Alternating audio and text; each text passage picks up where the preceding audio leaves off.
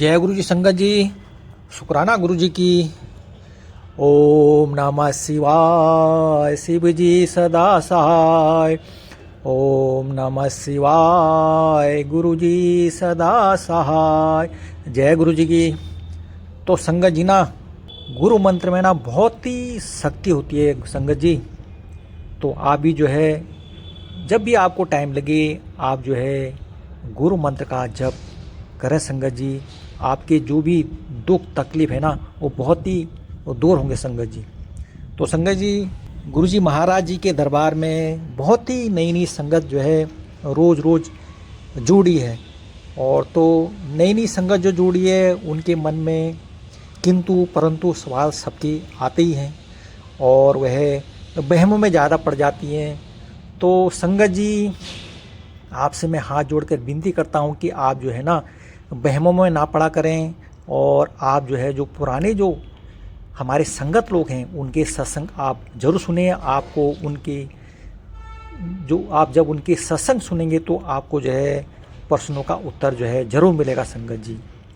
तो संगत जी, ऐसी एक बहुत ही पुरानी आंटी है जो अपना सत्संग को शेयर कर रही है। उन्होंने बहुत ही बढ़िया तरीके से सत्संग में बताया है।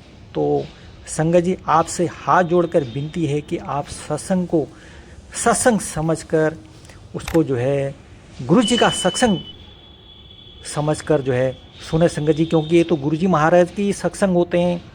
तो आप बड़े भाव से और बड़े प्यार से गुरु महाराज जी के बड़े मंदिर में ध्यान लगा के इस सत्संग को आप जरूर सुने। आपको अपने प्रश्नों का उत्तर जरूर मिलेगा संगत जी। जय गुरु जी संगत जी, शुक्राना गुरु जी की। जय गुरु जी संगत जी, दिल्ली से हूं मैं और गुरु जी का जैसे कि आदेश हुआ आज का सत्संग मुझे शेयर करने के लिए, तो सभी संगत से अनुरोध करती हूं कि आप अपना जो भी काम कर रहे हैं बस थोड़ी सी देर मुझे आप देंगे, क्योंकि हो सकता है वो आपके लिए एक लाइफ चेंजिंग हो। और बहुत बहुत शुक्राना है गुरु जी महाराज का। बहुत सारी संगत मुझे मैसेजेस कर रही थी, अपने कुछ क्वेश्चंस भेज रही थी। कुछ संगत बहुत नई जुड़ी हैं जिनको गुरु जी के बारे में कुछ भी नहीं पता, तो उन्होंने मुझसे रिक्वेस्ट की कि कुछ आप बेसिक चीजें जो मंदिर में भी फॉलो होती हैं और कहीं ना कहीं हमें सत्संग में भी फॉलो करनी चाहिए, तो आप आंटी हमारे साथ शेयर करें। तो गुरुजी ने वही मुझे आदेश दिया कि वही सब चीजें मैं आपके साथ शेयर कर रही हूँ। तो सबसे पहला रूल जो गुरुजी महाराज को पसंद है वो है डिसिप्लिन, जो मंदिर में भी बहुत ज्यादा स्ट्रिक्टली फॉलो किया जाता है। और एक इम्पॉर्टेंट चीज जो कई सारे संगत मुझे भेज रहे थे कि आंटी आंटी क्यों मैसेज करते हैं या क्यों बोलते हैं, तो संगत जी ये रिक्वेस्ट करूंगी कि ये रूल है गुरुजी के मंदिर का, गुरुजी के सत्संग का, कि अगर कोई भी मेल है, चाहे वो 5 साल को हो, उसको अंकल बोला जाएगा। और अगर कोई 5 साल की बच्ची भी जाएगी तो उसको आंटी बोला जाएगा। गुरुजी ने ऐसा रूल क्यों बनाया? क्योंकि गुरुजी बोलते हैं सारे रिश्ते दुनिया के झूठे होते हैं, सिर्फ अंकल और आंटी एक ऐसा रिश्ता है, चाहे वो आपके हस्बैंड हो, वाइफ हो, आपके पेरेंट्स हो, ब्रदर सिस्टर हो, तो गुरुजी के मंदिर में सबको अंकल आंटी ही बोला जाता है। हर सेवादार के साथ, हर संगत के साथ यही गुरुजी ने रूल शुरू से अप्लाई करवाया। दूसरी बात, अगर कहीं पे भी सत्संग होता है तो गुरुजी को सफाई बहुत पसंद होती है। और संगत जी, आज के टाइम में घर घर में सत्संग हो रहे हैं, तो सबसे पहले इस चीज का ध्यान रखें कि गुरुजी महाराज के लिए आपके भाव कितने हैं। ये मैटर नहीं करता कि आप कितना खर्च कर रहे हो, ये मैटर करता है कि आप कितने भाव से उनको बुला रहे हो। बहुत सारी संगत को मैंने देखा है, अपने लिए तो नई नई ड्रेसेस लेते हैं और गुरुजी महाराज क्या पहन रहे हैं उनको कलर तक नहीं पता होते। तो छोटा सा भाव हमेशा सत्संग के लिए ये रखें कि गुरुजी के लिए छाप दिखाएं। वैसे तो अगर आज आप प्लान कर रहे हैं तो आपका 4 से 5 महीने बाद सत्संग होना चाहिए। इस दौरान आप गुरुजी से इतनी बातें करोगे, गुरुजी सत्संग हो रहा है, आप क्या पहनोगे, क्या हम संगत को खिलाएं, हम किस तरीके से सत्संग को अरेंज करें, तो ये सब बातें आपको कोऑर्डिनेशन में गुरुजी महाराज खुद ही जवाब दे देंगे। तो कई चीजें मुझसे पूछी गई कि कैसे गुरुजी आदेश करते हैं, तो जो आपकी इनर वॉइस होती है वही गुरुजी का आदेश होता है। जो फर्स्ट थॉट आपके मन में आता है उसी को बोला जाता है कि गुरुजी का आदेश है एक्चुअली में। और वो तभी बेनिफिशियल हो पाता है जब आप डायरेक्ट कनेक्शन गुरुजी से लगाएंगे। बहुत सारी संगत अंकल आंटीज को ढूंढ रही हैं या गुरुजी से जैसे फर्स्ट इंप्रेशन में जुड़ भी रही हैं, तो फॉलो कर रही है। फॉलो करना बहुत अच्छी बात है, लेकिन बहुत ज्यादा डीप में आप मेरे साथ या किसी और संगत के साथ बहुत ज्यादा इन्वॉल्व नहीं हुई है प्लीज, क्योंकि आपका खुद की एक जर्नी है जो गुरुजी महाराज ने सिलेक्ट की है। जिस तरीके से हमें अपने कर्मों का हिसाब करना है, हम अच्छा कर रहे हैं, हम बुरा कर रहे हैं, we have to answer our karmas, तो उसी तरीके से आपको जो भी करना है, आपको अपनी स्पिरिचुअल जर्नी खुद तय करनी है, क्योंकि गुरुजी महाराज फिजिकल रूप में हमारे बीच में नहीं है। गुरुजी का बर्थ 7 जुलाई 1952 को पंजाब के डुगरी शहर में हुआ था। उसके बाद गुरुजी धीरे धीरे संगत के साथ दिल्ली में मूव ऑन हुए, लेकिन उनकी जो समाधि है वो गुरुजी ने यही छतरपुर बड़े मंदिर में ही बनवाई, और वहां पे 31 मई 2007 में गुरुजी ने समाधि ली, और उसके बाद वो समाधि वहीं पे है बड़े मंदिर में। जब हम कभी जाते हैं तो कई बार उसमें हमें रोटेट करने के लिए भी गुरुजी का आज्ञा होती है।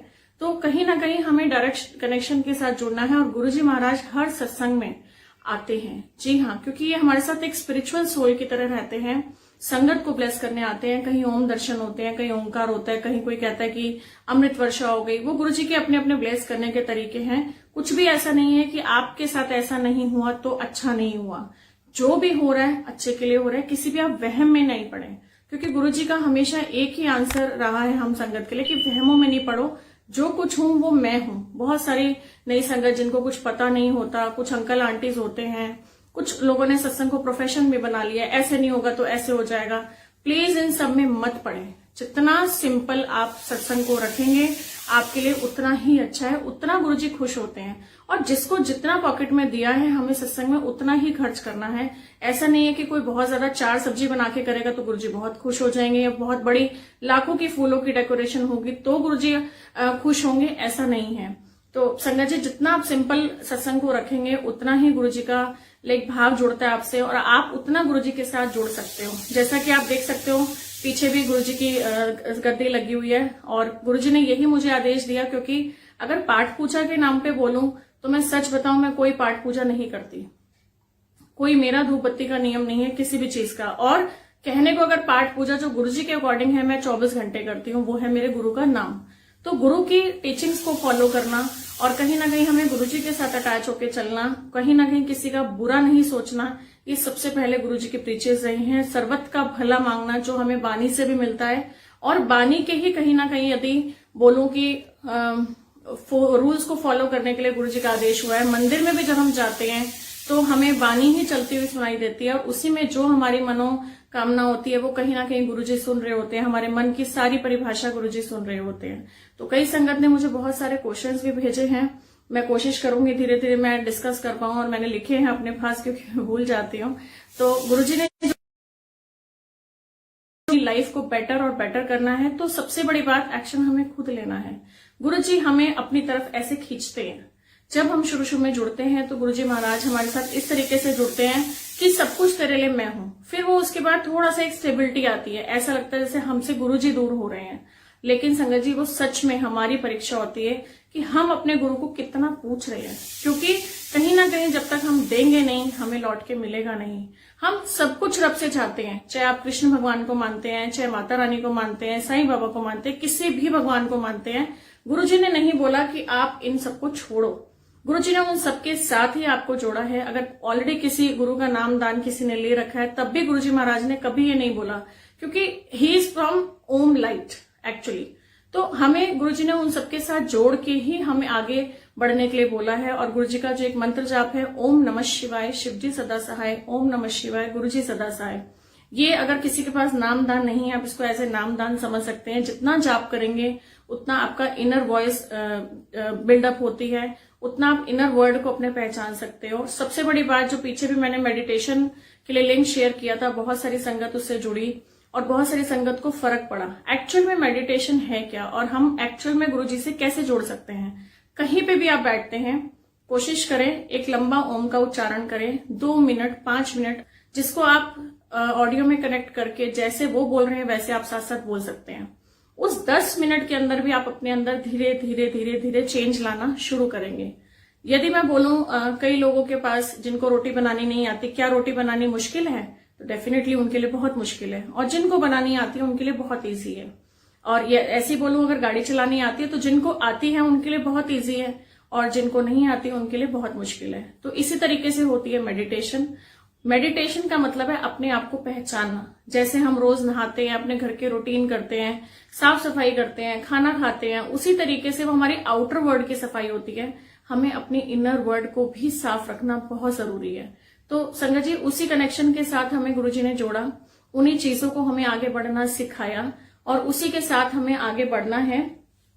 थोड़ा सा एक अंकल का मेरे पास फोन आया था और स्पेशली उन्होंने इस चीज को मुझे मेंशन करने के लिए बोला कि आंटी बहुत सारे सेवादार जो अलग अलग सत्संग में कहीं भी सेवा कर रहे हैं बहुत ज्यादा इगोइस्टिक हो रहे हैं।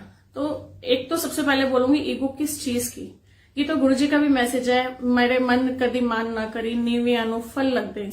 तो जब पेड़ भी होता है उस पर फल होता है तो वो पेड़ भी झुका होता है। तो हम किस चीज का अहंकार करेंगे? अगर हम सच में अहंकार करेंगे तो हम गुरु से जुड़ ही नहीं पाएंगे।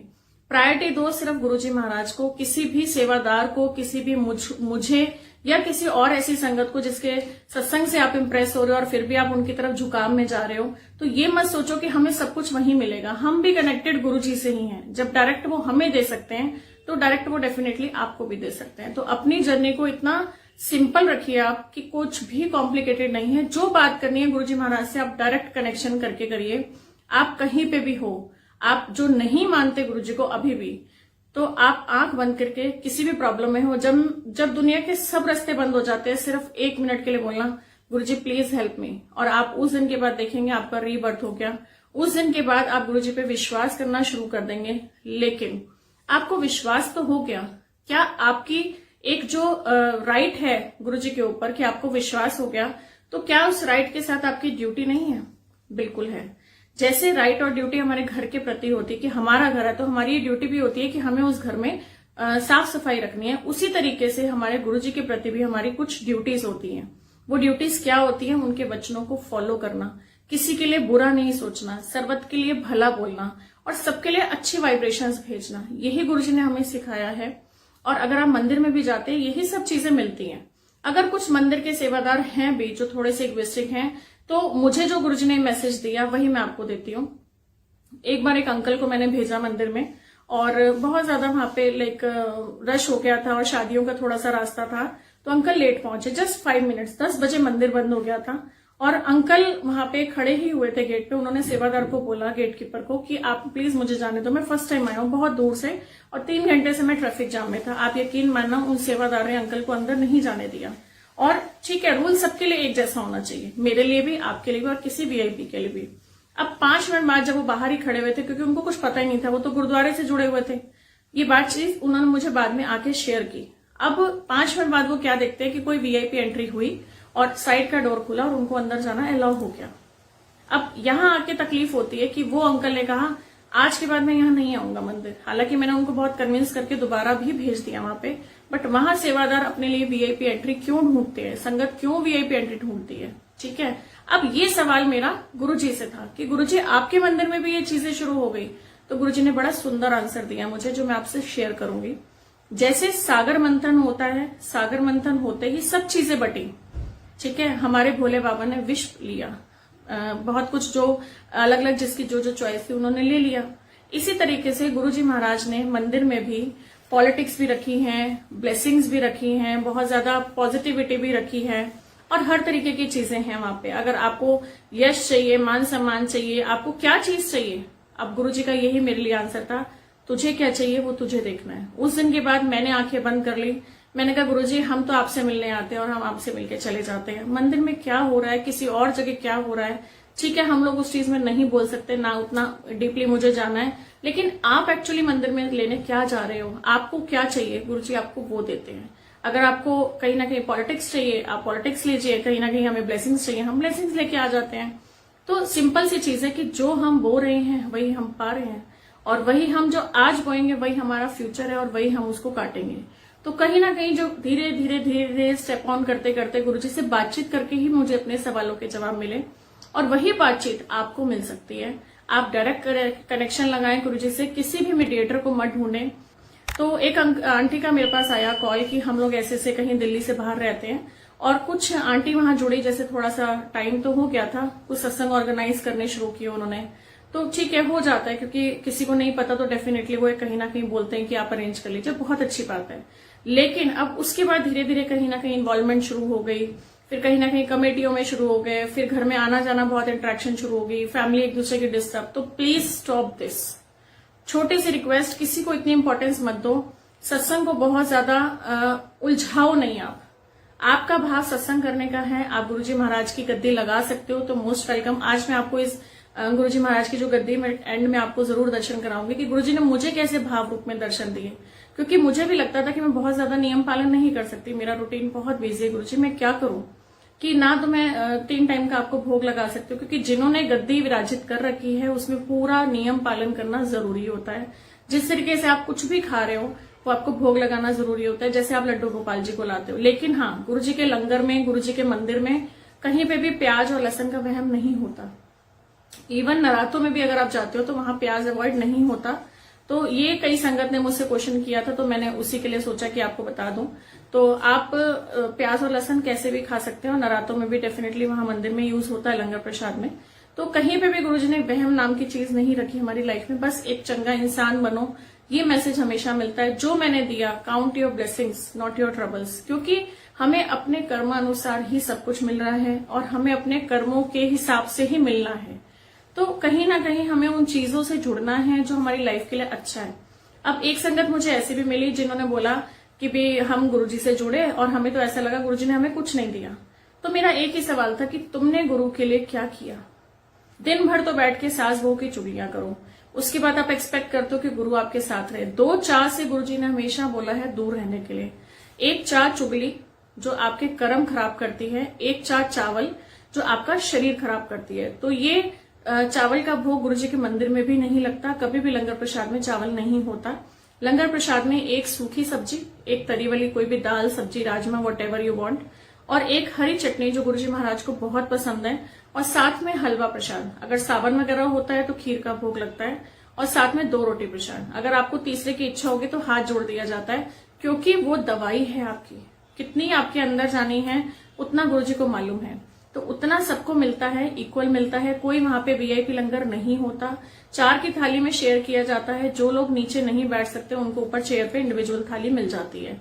अभी लॉकडाउन की वजह से सब चीजें चेंज हुई हैं, तो अभी वो सब चीजों को हम कंसिडरेशन में नहीं लाएंगे। धीरे धीरे वो सब चीजें ठीक हो जाएंगी तो वापस यही सब रूल्स वहां पे शुरू हो जाएंगे।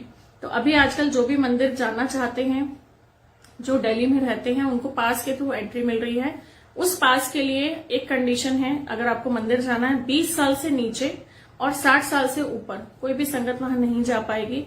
तो कोशिश करें कि आप जब भी अपॉइंटमेंट बुक करें उस पर कंडीशंस लिखी हुई हैं, आप उस कंडीशंस को फॉलो करें। और डेफिनेटली गुरुजी के मंदिर में हमेशा फोन बंद करने की इंस्ट्रक्शंस हैं, और यही चीज आपको सेम सत्संग में भी अप्लाई करनी है। फोन पे अगर हम 2 घंटे भगवान को नहीं दे सकते, 24 घंटे में से वो भी हम कभी कभी जा रहे हैं, हम रोज तो मंदिर या सत्संग में नहीं जाते, तो हम जब भी भगवान के दर पे जा रहे हैं कम से कम 2 घंटे वो ऐसे होने चाहिए कि जो वो क्वालिटी टाइम दे आपको। ये नहीं कि उस टाइम पे भी आप गॉसिपिंग कर रहे हो और बस लगे हुए हो। एक्चुअली में सत्संग के टाइम पे भी सिर ढकना जरूरी होता है। बहुत सी संगत नहीं करती, मंदिर में भी नहीं बोला जाता, लेकिन अगर एक्चुअल में देखो गुरबानी के समक्ष गुरुजी हमेशा यही बोलते हैं, जैसे हम गुरुद्वारे में भी जाते हैं तो सिर ढक के आपको बोला जाता है कि आप रहिए। क्यों? इट्स अ रिस्पेक्ट, ठीक है। और यदि मैं बात करती हूँ, एक एग्जाम्पल मुझे याद आया। एक बार ना मुसलमानों ने बोला कि हमारे धर्म को ज्यादा इंपॉर्टेंस दी जाए, और यही बात सरदार जी को बोली गई कि हमारे धर्म को इंपॉर्टेंस। तो ये केस चला गया कोर्ट में। अब कोर्ट में जज के लिए बहुत मुश्किल था डिसाइड करना कि भी मैं किसको ज्यादा बोलूं। तो ठीक है, जो भी होगा देखा जाएगा। उन्होंने बोला कि आप ऐसा करो, अपने अपने धर्म को आप लेके आइए। तो कोर्ट में पेशी थी, और जिस दिन कोई आए वो, तो उन्होंने अपने कुरान शरीफ को लेके आए, जैसे सिंपली लेके आते हैं, और आगे जज साहब के प्रेजेंट कर दिया। और सेम चीज जब बीट साहब को लेके आए, सामने गुरबानी जी को बोला गया, तो उसमें कहीं ना कहीं जब लेके आए तो पहले वही क्या था कि पूरा सड़क पे झाड़ू लगाया गया, सबके कोर्ट के अंदर सिर ढकवाए गए, फिर उनको प्रेजेंट किया गया। तो कहने का मतलब है हम कितनी रिस्पेक्ट देते हैं उतना ही सामने वाला देता है। तो सेम चीज आती है, कोई कर रहा है नहीं कर रहा। मेरे लिए गुरु का मैसेज यही था कि सत्संग में हमेशा तूने सिर ढक के रहना है। तो डेफिनेटली मैं हमेशा सिर ढक के ही रहती हूँ। उसका एक रीजन और है, हमारा यहाँ स्पिरिचुअल कनेक्शन होता है जो हमारा आज्ञा चक्र से कनेक्टेड होता है। अगर आप देखें, छोटे बच्चे का तालु बहुत वीक होता है और यहाँ छूने पे बिल्कुल सॉफ्ट फील होता है, और 40 दिन तक वो बच्चे को अपना पिछला जन्म याद भी होता है। तो कहीं ना कहीं हमारा स्पिरिचुअल कनेक्शन यहीं से है, क्योंकि हमारी जो बॉडी है वो एक एनर्जी सेंटर है, कहीं भी कुछ भी बाहर नहीं है। एक बिलीफ सिस्टम बहुत बड़ी ताकत होती है। अगर मैं आपको बोलूं एक सिंपल ग्लास ऑफ वाटर लेके कि ये आपको कहीं ना कहीं गंगा जी का जल है या कहीं ना कहीं गुरु जी का जल प्रसाद है और आप वही उसी भाव से पीते हो, तो डेफिनेटली आपकी कोई प्रॉब्लम होगी तो ठीक हो जाएगी। क्यों? क्योंकि आपका बिलीफ सिस्टम काम कर रहा है। तो कहीं ना कहीं अगर हमारा बिलीफ सिस्टम काम कर रहा है तो डेफिनेटली हमें उसको फॉलो करना चाहिए। और अपना बिलीफ सिस्टम हमने सिर्फ गुरु जी को दे रखा है। जितने भी गुरु जी वाले हैं, एक चीज का ध्यान रखिए, हम गुरु जी वाले हैं तो वो रिस्पॉन्सिबिलिटी है कि हम अपने गुरु के नाम के साथ उनको रिस्पेक्ट दें, औरों के साथ भी। फॉर एग्जाम्पल, आज हम सत्संग कर रहे हैं, मैं आपको बहुत सारी चीजें बता रही हूँ, कल मैं अपनी गली में किसी से लड़ाई कर रही हूँ, इट्स नॉट फेयर। वो कहेंगे यही है गुरु जी वाले।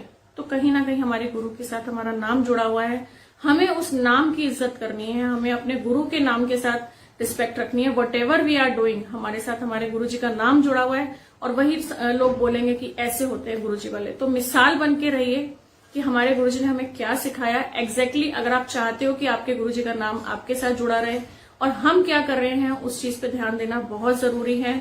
अपने घर के रिलेशंस को ठीक करिए, कहीं पे भी प्रॉब्लम होती है, क्योंकि गुरु जी एक चीज बोलते हैं, अगर तुम मानते हो, कोई घर में माने या ना माने, अगर तुम मानते हो तो तुम्हें मैं हर टाइम देख रहा हूं। देख मैं सबको रहा हूं, लेकिन हमारा बिलीफ सिस्टम होता है। सपोज एग्जाम्पल, अगर किसी मॉल में सीसीटीवी कैमरा लगा है तो चोर जो होता है ना वो थोड़ा सा और अलर्ट हो जाता है। इसी तरीके से हमारे ऊपर हमारे गुरु के सीसीटीवी कैमरा हर टाइम है। हमें उस कर्मों को ध्यान में रखना है क्योंकि वो हर टाइम हमें देख रहे हैं।